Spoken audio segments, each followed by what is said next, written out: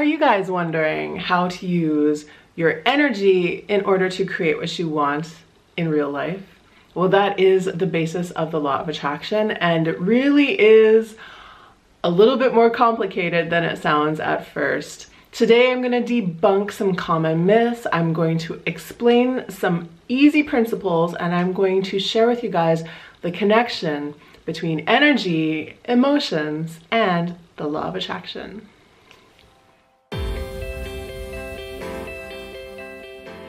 Hi guys, welcome back to my channel. My name is Jen. I am a life coach and law of attraction teacher, and you have found my YouTube channel where I upload 2 new videos for you guys each and every week, all about the art of creating your best life ever. And today I am going to continue onwards in my Law of Attraction 101 series, and today is all about energy, emotions, and the law of attraction. So maybe you guys have been studying the law of attraction for a long time. I know I have, but even students who have done the basics, we watched tons of Abraham videos, we have put in a lot of hours. Sometimes even we need a little refresh on what the law of attraction is all about. So I hope this video will help you out, whether you have been studying this stuff for a while or whether you're a total newbie. So I did a video recently explaining what the law of attraction is, and today I'm just going to take that knowledge a little bit deeper, and we are going to discuss what energy is and how we can start to use our energy to shift the world around us. So this is the part that many people disagree on, but I just wanted to explain a little bit about emotions, energy, and all of that stuff, so you can kind of start to see how you becoming a conscious creator and being conscious of your thoughts, being conscious of your emotions, being conscious of your life will start to create conscious reality showing up for you. And that really is what the law of attraction is all about. So as we covered in the first video, you should know 2 principles right now. The first principle is that everything in the universe is made of vibration, principle 1. And principle 2 is that like always attracts like. So whatever vibration you are at, whatever you are putting out there into the world is what you are calling back to yourself. And so this is how we can start to hack and sort of bring ourselves into the world that we want. The thing is, I believe this goes so much deeper than what most law of attraction teachers will tell you. So I'm just going to explain a little bit about what I think is really going on here and the reason why so many of us have a difficult time doing this very simple thing. Okay, so as a human being, you are an energetic creature, right? You are vibration, you are matter, you are more air than you are solid. You are a vibration. But the vibrations that we control are mostly our emotions. We control our emotional state. We control the vibe that we put out into the world. So what can start off as a bad mood can turn into a bad season. And eventually, if you stay in that kind of vibration for a long time, these negative things, these negative feelings can actually become just a part of your personality. If you hang out too long in any negative space, you aren't just in a bad mood anymore. Now that is just kind of the vibration that you are putting out there all the time. And that is where we get stuck. That is how we mess up what we want. The thing is, of course, all of you are gonna be like, well, of course, like, I know I want to think positive. I know I want to attract good things into my life, and I think I do a pretty good job with that. And so this is how we kind of miss the boat a little bit on this topic. So of course you want good things for yourself, and of course you are doing your best, and of course you are doing your affirmations, and of course you're doing all that stuff, and sometimes it works and sometimes it doesn't work, right? This is what I find for most people. We are really good at getting the things that we don't really have that much attachment to because we haven't built up a big story about them. We're not carrying around baggage. There's nothing we really have to work through in order to make it happen. So those little things that happen fast for you can just show you how fast the universe can work when you get out of your own way. The problem is we have Our conscious mind, and that is where all the good thinking positive thoughts are, right? And that is really easy to get under control, pretty easy to get under control. But we also have our subconscious mind, and our subconscious mind actually controls so much more about life than we think it does. And the subconscious mind is really the thing that can trip us up. It can create old patterns. It can operate on old things that have come out of our past. It is doing a lot of stuff all the time without our knowledge. So the subconscious mind is mostly formed when you are a very small child. And that means the experiences you had as a very small child have left an extremely lasting impression on you, no matter how old you are, how far away you moved, how much education you've gotten. You are still carrying around the little kid inside of you with you at all times. So if you're getting stuck, if you're feeling like you're not manifesting what you're supposed to do, it is always a good idea to go in and start to dig around and figure out what in your childhood could possibly be getting in your way. So again, it is so easy to keep control of our conscious mind, but our subconscious mind is our shadow. Our subconscious mind holds on to things for years, and it operates from a very illogical, small child way of looking at the world. And unfortunately, it also operates a lot of our emotions. Our emotions are formed from our thoughts, and our thoughts are conscious.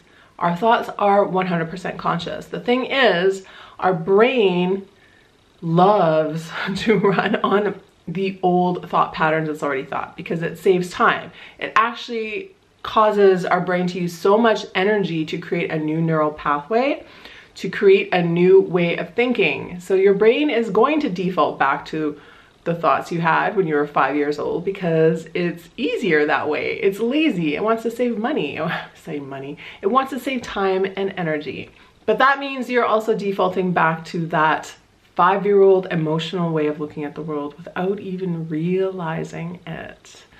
So if you want to consciously create your life, if you want to be a true conscious creator and really have manifesting success, it is about more than thinking positive. You guys, it is really about doing the work about your self-worth, about your self-esteem, about the experiences in your past that are still being held on to you without your knowledge. It's about looking into all those dark corners of your psyche and figuring out what could be getting in the way. So for example, again, like I've said this a million times, the questions I get asked about the most are always about love or always about money. So whatever in those two categories you're trying to manifest right now, I want you to think back. Think about your parents' relationship. Think about your parents' relationship to money. Think about the way that your parents thought about money. Think about the way your parents talked about money. Think about the way your parents earned money. Think about if it's a love relationship, think about their relationship to each other. And how did they have a bond with each other? Was it a healthy emotional bond, or were they like an insecure attachment bond, anxiety bond? Were people feeling betrayed? Were there arguments happening? Was there drama, etc., etc., etc.? We have learned all that stuff, even though we didn't go to school to learn it, even though no one sat us down in a classroom and taught this to us. Whatever you saw in your world as a little kid is in here still. And that can be a really horrifying thought when you think about it. So the truth is, we are all imperfect beings, and we were all raised by imperfect parents. So this isn't about putting the blame on anyone. It's not saying that somebody messed you up and that's the reason why you're having problems in your life. It's not that at all. Most of these things were done completely without your parents' knowledge, because all you were doing is just watching and learning. They weren't trying to teach you anything, but they taught you so much without trying. You know what I mean? Kids just are sponges, and they sponge up whatever happens to be around them. So you sponged up what was on TV. You sponged up what you saw your siblings doing. You sponged up what you saw your friends doing. You sponged up definitely what you saw your parents or your caregivers doing. And you really need to consider all of that stuff if you want to change your emotional state, your true emotional state, to match up to whatever it is that you're trying to manifest. So I talk a lot about energy, and there are so many things you can do to change your energy, and none of the stuff is bad. Like all of these things will help you on some level. They will all help you. They will all help you look at the world in a new way. Some of these things that I teach you will help you to train your brain in a new way. But it really is ultimately up to you to go in and be brave and do the real emotional work, because that is where the deep stuff is. That is where all of our big blocks are. And if you are ignoring it or running away from it, it's going to continue to rule your life forever. And it is going to look like the world around you isn't letting you move forward, but it's not the world around you. So of course, in this short video, I'm not going to go into all the various ways you can talk to your subconscious mind, the ways you can figure out what your problems are. But I really hope this video gives you a reason why sometimes just the affirmations and the mantras and the thinking positive and the journaling and all that stuff, it's good. It's all good practices, but sometimes it's not quite enough. And the reason it's not quite enough is because it doesn't go deep enough. And you're not asking the right questions. You're not really confronting your own darkness, and you aren't really going in and figuring out where those real root causes are coming from.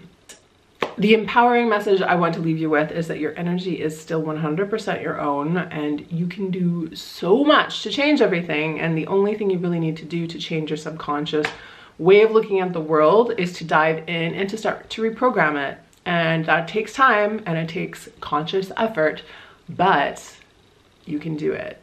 Nobody can do it for you. You have to do it yourself. So if you have been waiting for a push to go in and go deep and consider this it, I really invite you guys to dive in, start asking questions, become curious about yourself and become curious about your own motivations, and you will learn so much, and it will help to unblock so much in your manifesting game. You'll wonder why you hadn't done it sooner. Thank you guys so much for watching this video. I hope this has given you some insight maybe as to why your manifesting isn't always as smooth and breezy and easy as you want it to be. If you guys like this video, please do me a favor and give it a like. And if there's somebody you know who needs to hear this message, please do me another favor and pass this video along to them. I'll be back here soon in another video. So until then, go out there, manifest like crazy. Tell me your manifesting stories. I'd really love to hear them.